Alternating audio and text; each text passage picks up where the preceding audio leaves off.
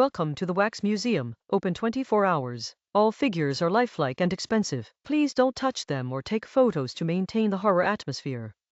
The lighting is dim and you may hallucinate. Don't panic. If you see creepy dolls, don't take them. They're lost items from visitors. Staff wear blue and white striped uniforms. Ask them for help, but refuse any requests they make. My husband and I share the same hobby. We love thrilling entertainment. The scarier it is, the more we feel relieved. On my birthday, my husband picked an unexplored place. We found a newly opened wax museum online. I saw the 1:1 lifelike figures in the promo photos, fresh and fun. We left immediately and drove to the destination. Upon entering, a narrow corridor greeted us. Old fluorescent lights hung precariously from the ceiling. The ticket booth was crude, just a table. On the right was a signboard with bold black letters, tickets 40 yuan per person. Tickets were reusable. The seller stared blankly at us, motionless and silent. His smooth face showed no expression. I scanned the payment code and showed him the confirmation. His eyeballs barely moved, glancing over my phone screen. My husband walked behind him and suddenly gasped.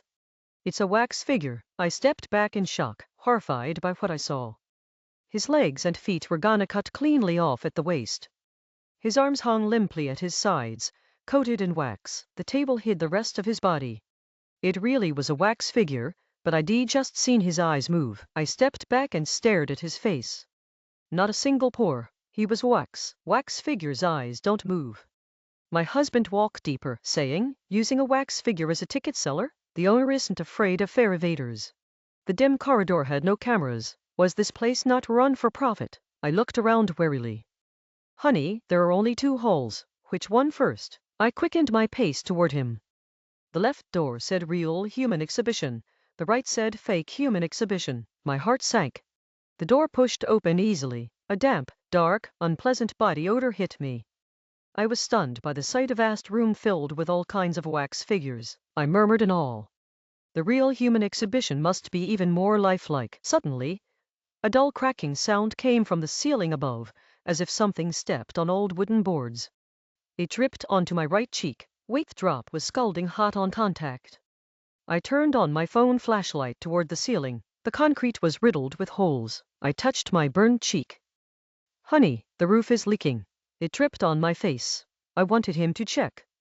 But he was crouched in the corner, not responding. He picked something up. I moved closer to look. It was a hideous humanoid doll. Honey, what are you doing? The sign at the door says. Don't touch anything. I scolded him frantically but dared not step closer. I was terrified of a doll in his arms.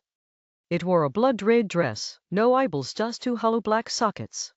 Its simulated skin showed fine pores under the flashlight, as if made from real human skin. I was about to cry, but my husband slowly turned his head, his face pale. Honey, the wax doll just spoke. She wants to play hide and seek with us. You hide, we seek. He deliberately emphasized the word we. His eyes and expression seemed all wrong. Honey, take it easy. No more touring, no more playing. I grabbed his hand and hurried toward the exit. This wax museum was eerie everywhere. I'd been through many haunted houses and escape rooms, and my husband always protected me. He even pushed me away. We have to leave. Let's go. I tugged at his arm, but his feet wouldn't budge. 1, 2. His smile grew wider, stretching almost to his ears. His other arm hugged the wax doll tightly. Its skin pressed against his mouth. His lips opened. When I finished counting, "Well, come find you," I had no mood for hide and seek. My husband counted behind me in a sinister tone, like a countdown to my death. I collided with a staff member coming toward me. Mom, what's wrong? Finally, a living person. I felt a glimmer of hope. I pointed at my husband in the corner. I'm scared. I don't want to play anymore. I'll wait outside. He didn't let me leave. Did you buy a ticket? I nodded. We didn't skip payment. His sharp gaze swept over the ticket. Since you paid, you're fine. Go to the Real Human hall next door. I'll take the doll. So that horrible thing really was someone's lost item. I curiously glanced toward the entrance. No one was there. The door was shut tight. Please, go to the Real Human hall. He walked next door, pushed open the Real Figure hall door, and invited me in, unlike the stale smell of the family hall. What hit me was a strange aura, like the smell of lamb mixed with the scent of fish. Okay, thanks, I muttered. I edged toward the door, and the moment he relaxed, I bolted. I ran to the door and pushed desperately, but it seemed locked, no matter how I pounded. Honey, what are you doing? My husband's voice suddenly sounded behind me.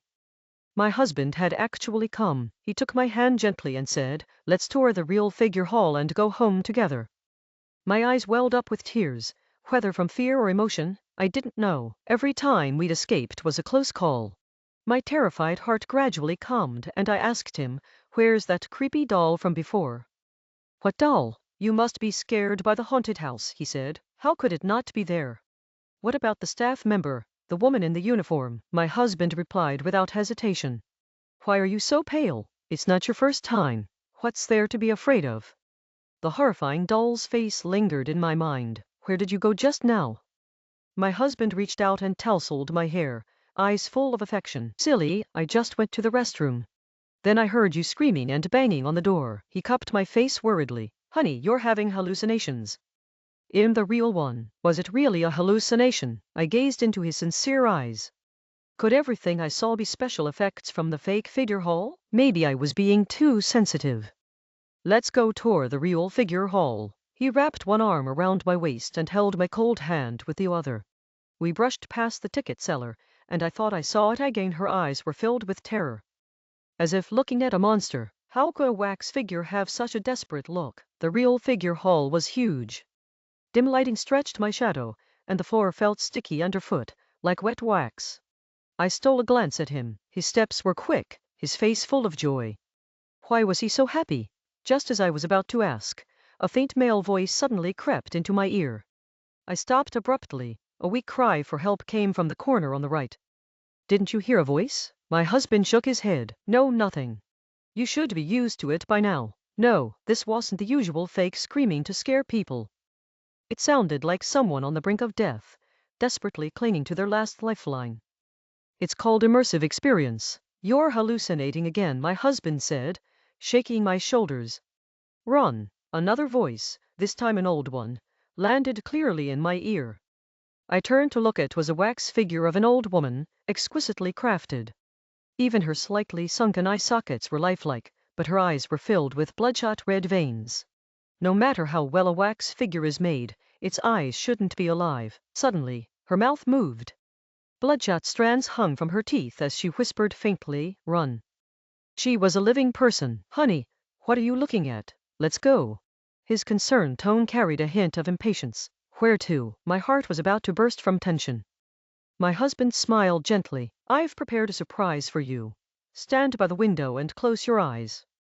I even regretted trusting him so easily and walking into the Real Figure Hall. I forced calm, not daring to show any flaw. "I keep having hallucinations. I want to find that staff member." My purpose was clear. He was too strange. My husband had no reason to refuse, so he reluctantly walked out.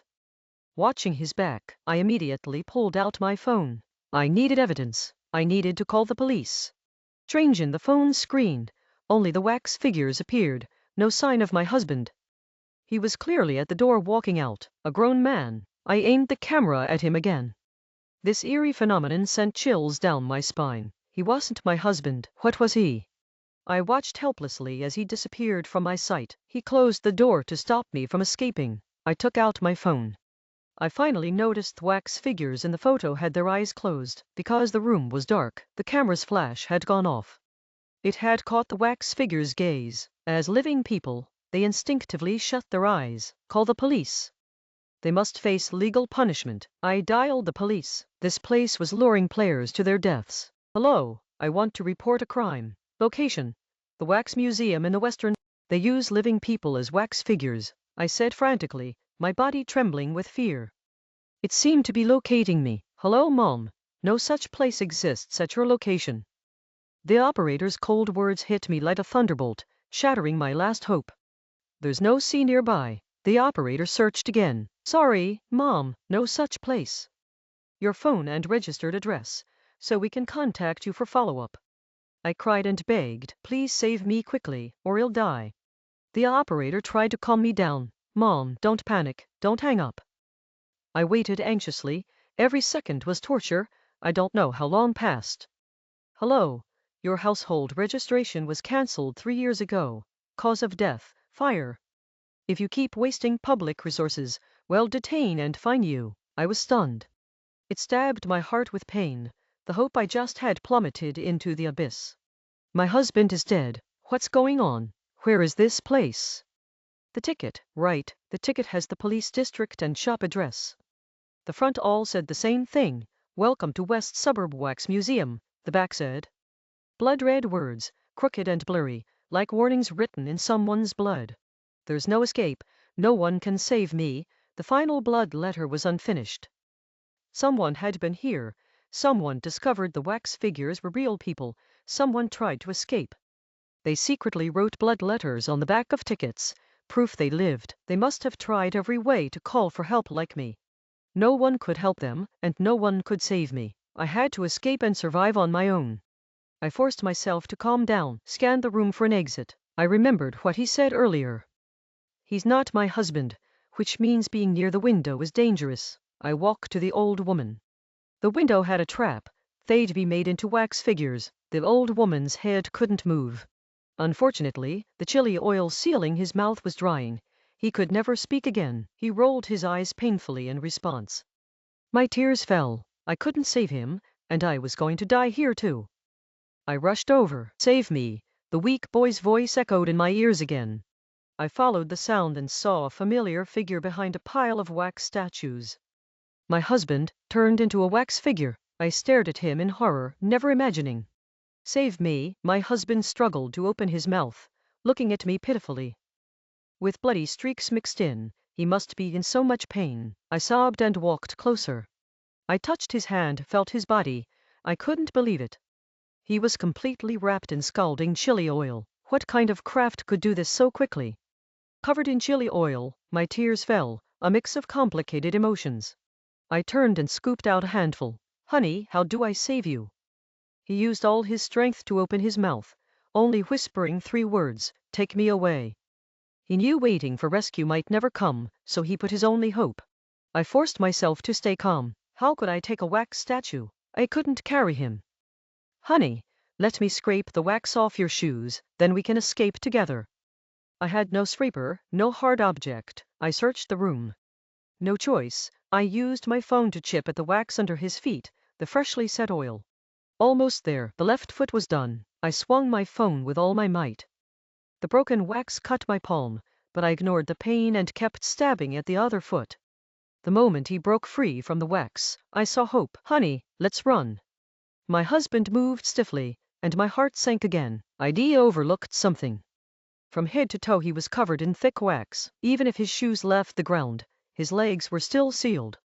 He couldn't take a step, couldn't walk normally, his knees wouldn't bend. The hope I'd just lit was doused by cruel reality. Despair was like endless darkness. Honey, I'm sorry I can't save you. I burst into tears. I turned in terror without wiping my tears. He was here, the fake husband staring at me. Old friend, what are you doing? Didn't I tell you to wait for me? Why don't you listen? Suppressing my panic, I said, I was listening. I was observing the wax figures. Look, this wax figure looks exactly like you. He slowly approached me. He reached out his hand. Come, the staff are waiting for you in the fake figure hall. Auditory hallucinations are an illness. The staff can treat it. He suddenly got angry. He became paranoid. I've arranged it. You must see the doctor. It was clearly a dead end, yet I still longed to live. I headed toward the door. While thinking, the staff were in the dummy hall, my fake husband in the real hall. There was still a chance to survive. I bolted, hearing a bang behind me.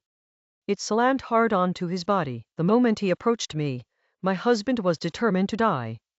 I couldn't break free. I gave him one last look and rushed out. I couldn't die yet.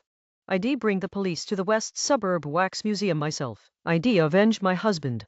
He'd pay a heavy price. I ran toward the exit with burning passion. I'd smashed the locked door open.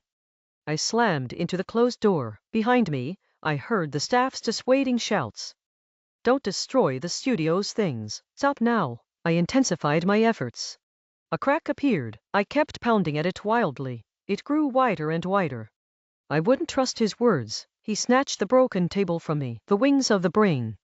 It was all an illusion, not real. I didn't care anymore. The staff grabbed my legs from behind. My head and shoulders had slipped through. I saw the gentle sunset. I could survive. I could win. I fell to the ground, gripping the uneven floor. I crawled forward desperately. I could feel him yanking my legs and feet back.